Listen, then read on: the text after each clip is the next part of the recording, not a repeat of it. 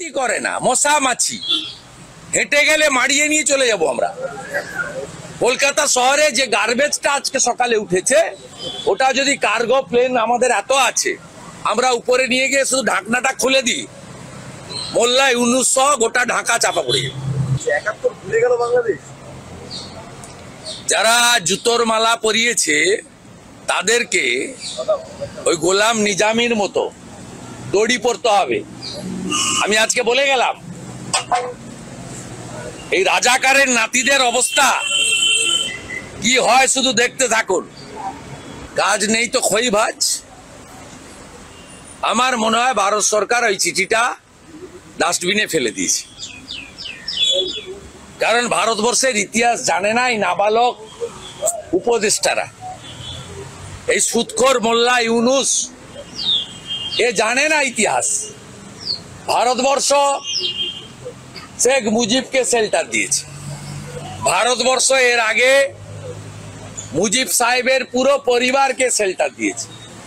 ভারতবর্ষ, এরা তো পাতি, চীনের মতো শক্তিশালী দেশ, তার রক্তচক্ষুকে ভারতবর্ষ ভয় করেনি।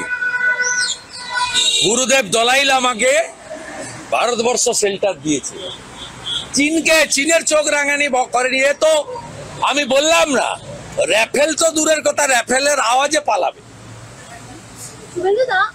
এদেরকে কেউ কাউন্টই করে না, মশা মাছি হেঁটে গেলে মাড়িয়ে নিয়ে চলে যাব আমরা।